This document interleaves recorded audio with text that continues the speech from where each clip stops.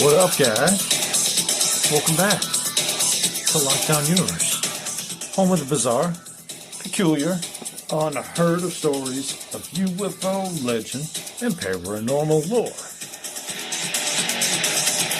Yeah, we're back up in it. Hopefully you guys are having a great day, taking care of yourselves, staying positive spiritually, physically, emotionally. I'll tell you what, my body has not wanted to stay in rhythm with me. It is just fighting against me tooth and nail for like my overall health. I don't know what is going on, man. It's like you get over one disease and you're right back in it with another. Some people might blame it on COVID. Some people might blame it on, I don't know, us killing the planet. Some people might say, hey, I don't know, you got mold in your house or you got something else going on. Well, there's no mold in my house, and I stay pretty active. I go out for walks and I try to stay outside. It could be the churning of the corn getting chewed up by the machines and things like that. That could be part of it, but I'm not sure. Anyway, guys, today we're going to talk about a really cool story. It has to do with an armed reptilian near Yuma, Arizona, that approached a truck driver with a weapon. Holy shit, what the hell is going on in today's society when a man can't drive down the street without getting assaulted by a reptilian with a gun? Okay?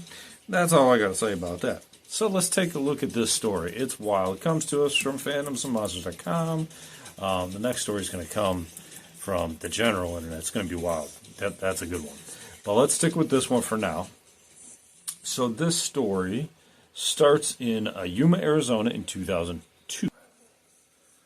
The gentleman writing in, he states his name is RB, just the initials RB, and he states he is in Lancaster, California. I am a Vietnam veteran. I was in NATO for 6 years in Germany, and after the military, I went into truck driving and became a truck driver for 20 years. The incident that happened in the last year I was driving a truck. It happened on May 7th, 2002. So we're talking about 22 years ago here. The days of 2002. Buying a GameCube, I'll tell you. Good days. At approximately 4:30 in the morning on Interstate 8, exit 140 in Arizona, I just picked up a load of produce in Yuma, Arizona. What kind of produce is there in Yuma, Arizona? I just think of sand when I think Arizona. I left Yuma, and then I had to take a whiz. His words, not mine. So I pulled off the road and stopped at exit 140. I pulled off the exit ramp there, and I had my high beams on, and I noticed a figure to the left-hand side of the exit ramp. A tall, dark figure on the left-hand side of the exit ramp. So I went to the right side of the exit ramp and slowed down and stopped and turned off my headlights. I could see a large humanoid figure standing there holding a carcass of some sort, that's wild, in its hand. It dropped the carcass to the ground, turned around and looked at me for 4 to 5 seconds, and then started walking towards my truck. I said, "Holy F," and I locked the doors on my truck. Made sure it was locked, and it started to approach the window of my truck. It stopped about 2 feet from my window, and its head was as high as the window of the truck. Now, semi-trucks are freaking high, right? You got to step up into them bad boys. Those are big trucks. So its head was as big as its window. So he estimates the creature was about 7.5 feet tall. That's the vicinity. Had to at least be 7.5 feet tall. So I reached up and grabbed the camera out of my storage compartment, and I turned it towards the window, and it was looking right at me through the window just as I was moving the camera over. I turned on a bright light right at my face. No, I'm sorry. It turned a bright light on right at my face. It was so bright I couldn't look at all, so I took my camera and I flashed a picture at it. The being, creature, whatever it was, stepped back as if it was slightly startled for a second, and then it kind of gave me an oddball expression. It looked at me for a few seconds, it turned its head, and when it turned its head, I got a real good look at its profile of its skull, its head, and it started walking away along the left side of my truck. Now this is what's pretty cool. They actually have a picture that he drew, and then a picture of the photograph he actually took. The photograph is tough to see. You can actually see some part of a head, but mostly it's like the blinding light reflecting off the glass. So it's not really worth showing here. I'll try and use the picture that he drew for the artwork of the thumbnail. It looks almost like a dinosaur with like a bike helmet on and long mouth. I wouldn't say it looks quite like a raptor, but it has this little gun here. I can show you here real quick. I don't know if you'll be able to see it, but if you can see this here, here's the gun. Here's the bicycle helmet kind of type thing. Here's the long mouth. Here's kind of some neck folds and looks like some sort of backpack, maybe a breathing apparatus. Now that's what we can see, but I'll put it in the thumbnail. The photograph that he took, the only thing I can see in this photograph right here is a face, like a small bottom half of a face with some teeth open. Everything else is blinded by this light. So not a lot to be seen there. But nonetheless, let's keep talking about the article and see what else they have to say. So as it was walking away, I turned on my headlights and I got a real good look at the back side of its legs, and I saw what it was walking towards. At the time, the sun was starting to peek out over the top of the mountains. There was enough light that I could see a large black object sitting in an empty parking lot next to the exit ramp. I walked up to the large black object. Interesting. Dude, this guy's got balls. He jumped out after this 7-foot-tall alien was just at his freaking window, and he just went up to the black object. He said it disappeared inside. I didn't see how it got inside. Then I turned on my spotlight. I could see some of the texture on the outside of this, what looked to be like the side wall of a tomb. Tomb is what it looked like. And then it had to rise up off the ground. Made no noise, no sound. It got up to about 10 to 15 feet off the ground. The vehicle shot out some red stuff. It vetted out, he says, some red stuff. I could see the red stuff shooting out of the back and the sides. And then I could see a triangle shape. I could see underneath it, it had 3 tiny marker lights on each corner of the triangle, and a dull red light in the middle. What does that sound like? Sounds like that Belgium Triangle UFO, right? From '89. It accelerated away and was out of sight in about 3 seconds. That seems to be consistent with not only the aircraft that we had in 2008 that Michael Herrera saw, but also many of the aircraft that have been around since the 80s. So when it rose up, it had silhouetted against the morning sun. It was making the sky bright enough to see that it was a triangle-shaped vehicle. I had never seen anything like it. Very cool. So he stated, what happens is I waited about 5 minutes. When I knew the being and the vehicle were gone, I unlocked the door. I had the camera with me. I had 5 pictures left on the camera. I got out of the truck and I walked across the street of the exit ramp to see what this being had dropped on the side of the exit ramp. Okay, I got it. And he said, I was surprised that it was a carcass of some kind, looking like hooves. I could tell it was a deer. The deer's head was bit clean off, and it had discolored fur around its neck. The inside of the deer, the chest cavity, was all removed. Its internal organs were all ripped out to the back of the spine. The internal cavity was burned out, what he says. Now, there's pictures of the remnants of the deer as well, which I can show you as well. He goes on to say that for a couple months afterwards, he would travel back and forth from New York to Yuma, and he would observe similar-looking deer and animal carcasses along the same exit ramp. He photographed all of them. So I will show you some pictures. I don't know how good these are going to be, but these are the pictures. Here looks like a whole body with a head gone. This looks like a bone, or maybe the body with the head gone again. And that's it. They only have 2 photographs of the carcasses. So, there's a lot of information in this story. This happened 22 years ago. So, here's a picture of a little bit closer and more detail of the alien that he saw. So, if you can see this is the helmet. Looks like it has a flash, maybe a flashlight on the top or a transmitter on the top. Its eyes are really angular. Its teeth are very jagged. It has these ripples on its neck. I don't know, it kind of looks like something from a movie, but this is his drawing, so that's his interpretation of it. This is wild. I mean, what's cool here is that there's a lot of detail about this alien. So we have a reptilian, and I'm saying that loosely. I'm not saying it's a specific type like, the Draco evil guys or whatever. This just looks like a dude that's like out hunting. It doesn't look like he's like affiliated with like any type of like exopolitical government, some alien government or anything like that. Looks like this dude's out for a hunt. He's got his hunting gear on. He's got a weapon, and he's by himself. And he takes off in a triangular craft.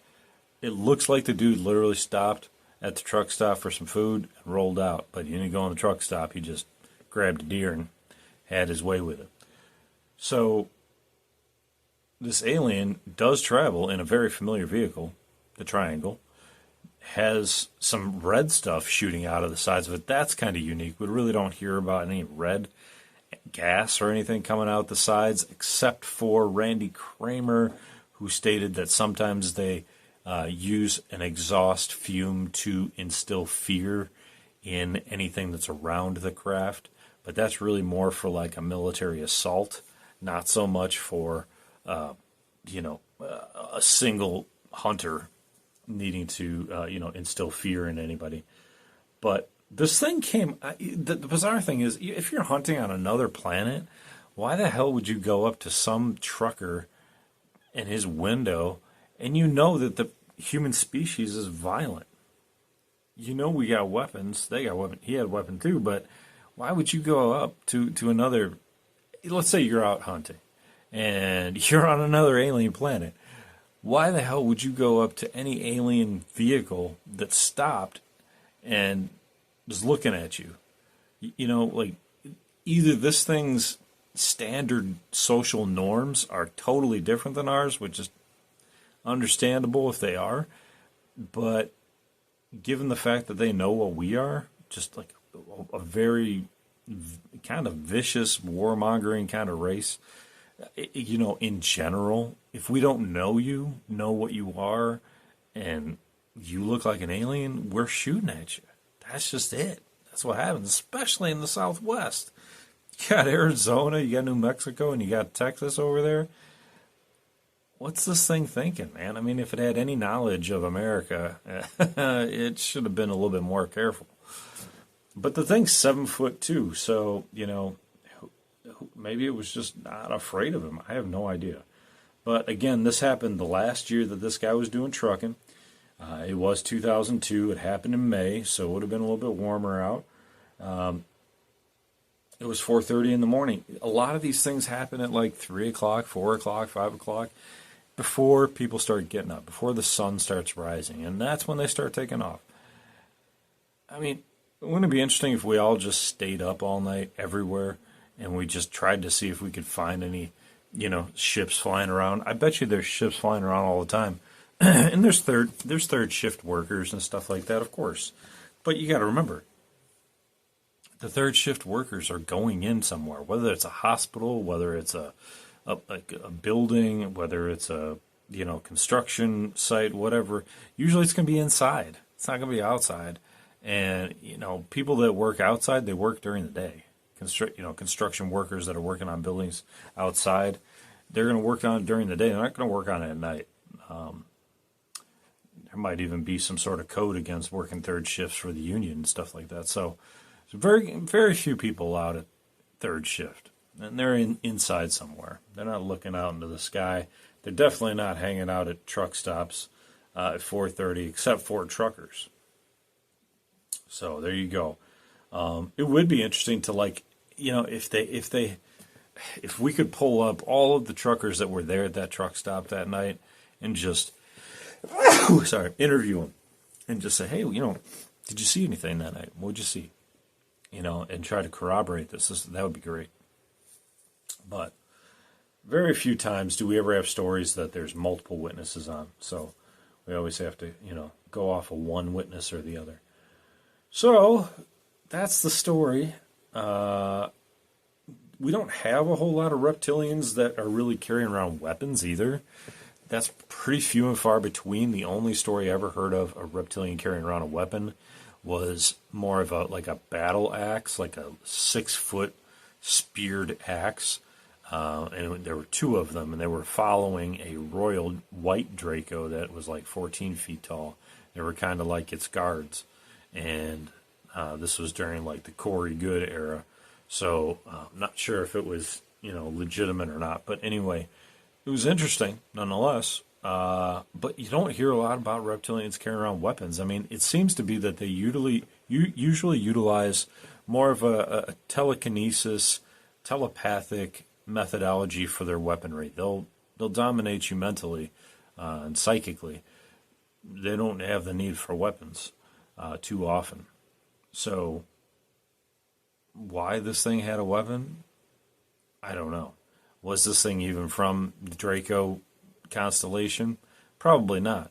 This was probably a totally different reptilian flying the standard Honda triangular craft that you can buy at any triangular Honda craft dealer in the intergalactic space system.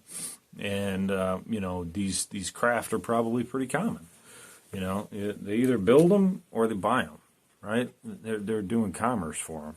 So they don't have to, a triangle craft doesn't have to come from the constellation Draco or Pleiades or, any of these other ones. They can come from any space system with any person on it. Could be a human, could be a reptilian, could be Bigfoot, could be anybody, could be Greys. So it's just something to think about. Anyway, let's see if some of the comments say, I'm from this area. We refer to things like this as the average Tuesday around here because there's so many stories of this stuff. Interesting. Including the herd of not deer that was by our house. I don't know what he means by that. One person said, Joe Dispenza retreat clients have been reporting seeing tall blue beings while meditating. Apparently, they've appeared to Joe himself to tell him that they appreciate that he's trying to raise the vibration of the earth, that they want to show themselves to everyone at the retreat, but it would lower their vibration to be in our dimension, and it is unsafe for their species. Well, that has nothing to do with this reptilian. And, this is getting closer to the Skinwalker Ranch, right? Skinwalker Ranch is in Utah, so it's not too far from Arizona. It's just the whole West, man. I don't know what is going on. I mean, I understand that we have a lot of weaponry out there, that we have a lot of secret bases out there. There's probably a lot of aliens that are working with the government out there, that kind of thing. But it just seems like there's a hell of a lot more of these stories out west than there are out east and in the Midwest. So I guess if you're a UFO researcher and you want to see something, you got to go west, young man. You got to go west. All right, guys.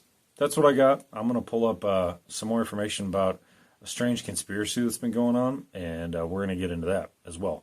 So take care of yourselves physically, spiritually, emotionally. Follow through on your hobbies and your goals and your dreams. If you have any suggestions for topics you want me to cover, put it in the comment section. That's what it's for. It's on Spotify. You can put it right there. You can hit me up on Facebook. Whatever you want to do. Lockdown Universe. We're pretty much everywhere. So let me know. And continue to protect yourself with white light. follow through on doing the art projects that you want, the mechanics projects that you want, whatever you like to do, planting, walking, whatever it is. Just keep doing that stuff. Make sure you cut aside time in your day to do that, because if you don't, it gets lost. So, all right, guys, I'm going to let you go. Peace, love, and light. Go share, follow, like, subscribe, and continue to question the universe. Lockdown Universe out. Peace.